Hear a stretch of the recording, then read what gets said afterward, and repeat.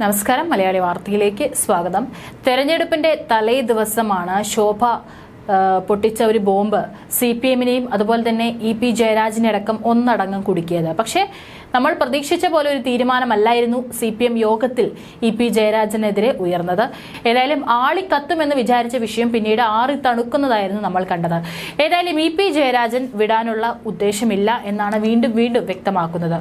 EP Jayarajan Javadekar കൂടിക്കാഴ്ചയുമായി ബന്ധപ്പെട്ടിട്ടുണ്ടായ വിവാദത്തിൽ BJP നേതാവ് ശോഭാ സുരേന്ദ്രൻ, ദല്ലാൽ നന്ദകുമാർ എന്നിവർക്കെതിരെ LDF കൺവീനർ EP ജയരാജൻ സംസ്ഥാന പോലീസ് മേധാവിക്ക് പരാതി നൽകിയിരിക്കുകയാണ്.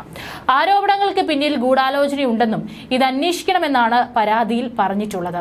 ശോഭാ സുരേന്ദ്രൻ, ദല്ലാൽ നന്ദകുമാർ, KPCC അധ്യക്ഷൻ K സുധാകരൻ എന്നിവർക്കെതിരെ ജയരാജൻ വക്കീൽ നോട്ടീസും അയച്ചിരുന്നു. ആരോപണങ്ങൾ പിൻവലിച്ച് മാധ്യമങ്ങളുടെ മാപ്പ് അപേക്ഷിച്ചില്ലെങ്കിൽ സിവിൽ ക്രിമിനൽ നിയമ നടപടികൾക്ക് വിധേയരാകണമെന്നും 2 കോടി രൂപ നഷ്ടപരിഹാരം നൽകണമെന്നാണ് വക്കീൽ നോട്ടീസിൽ EP ആവശ്യപ്പെട്ടത്. അഡ്വക്കേറ്റ് M രാജഗോപാലൻ നായർ മുഖേനയാണ് നോട്ടീസ് അയച്ചത്. ആരോപണങ്ങൾ പിൻവലിച്ച് ഉടൻ മാധ്യമങ്ങളിൽ കൂടി മാപ്പ് പറയണം, ഇല്ലെങ്കിൽ നിയമ നടപടിയെന്നും 2 കോടി രൂപ നഷ്ടപരിഹാരം നൽകണമെന്നും നോട്ടീസിൽ പറയുന്നുണ്ട്. തെരഞ്ഞെടുപ്പ് സമയത്ത് ഇത്തരം ആരോപണങ്ങൾ ഉന്നയിച്ചത് രാഷ്ട്രീയ ലക്ഷ്യത്തോടെയാണെന്ന് EP ജയരാജൻ പറഞ്ഞു. പാർട്ടിയെയും നേതാക്കളെയും അധിക്ഷേപിച്ചിരിക്കുകയാണെന്നും EP ജയരാജൻ പറഞ്ഞു. BJP-യിൽ ചേരാൻ താല്പര്യം പ്രകടിപ്പിച്ച് ദല്ലാളിനൊപ്പം കണ്ടു എന്ന ശോഭാ സുരേന്ദ്രന്റെ വാദം പച്ചക്കള്ളമാണെന്നും അദ്ദേഹം പറഞ്ഞു.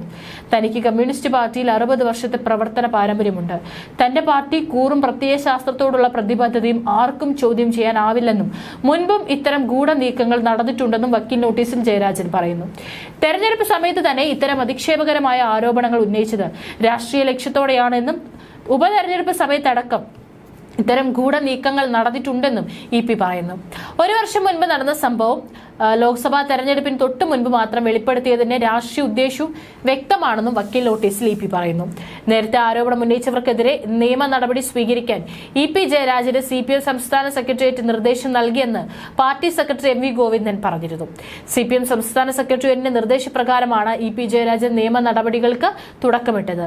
അങ്ങനെ ഒരു വിവാദത്തിൽ നിന്നുകൂടി EP ജയരാജൻ പാർട്ടിയിൽ തൽക്കാലം രക്ഷപ്പെട്ടിരിക്കുകയാണ്. BJP നേതാവ് പ്രകാശ് ജാവേദ്കറുമായുള്ള കൂടിക്കാഴ്ചയിൽ EP ജയരാജനെ കുറ്റവിമുക്തനാക്കിയിരിക്കുന്നു CPM എന്നുള്ള വാർത്തകളായിരുന്നു യോഗത്തിന് ശേഷം പുറത്തു വന്നത്. ജാവേദ്കറുമായുള്ള EP-യുടെ കൂടിക്കാഴ്ച നിഷ്കളങ്കമാണെന്നാണ് CPM സംസ്ഥാന സെക്രട്ടറി MV ഗോവിന്ദന്റെ ന്യായം. ആരോപണം ഉന്നയിച്ചവർക്കെതിരെ നിയമ നടപടി സ്വീകരിക്കാൻ CPM സംസ്ഥാന സെക്രട്ടേറിയറ്റ് യോഗം EP-ക്ക് നിർദ്ദേശവും നൽകി. ദല്ലാൽ നന്ദകുമാറിനെ പോലെയുള്ളവരുമായുള്ള ബന്ധം അവസാനിപ്പിക്കണമെന്ന് പാർട്ടി EP ഉപദേശിക്കുകയും ചെയ്തു. പാർട്ടി പിന്തുണ പ്രഖ്യാപിച്ചതോടെ CPI-യുടെ എതിർപ്പുണ്ടെങ്കിലും EP ഇടതുമുന്നണി കൺവീനർ സ്ഥാനത്ത് തുടരും. EP പാർട്ടിയെ വെട്ടിലാക്കുന്നതും വിവാദമുണ്ടാക്കുന്നതും ഇത് ആദ്യമായല്ല. ഇതിനു മുൻപും പല വിവാദങ്ങളും അദ്ദേഹം സൃഷ്ടിച്ചിട്ടുണ്ട്.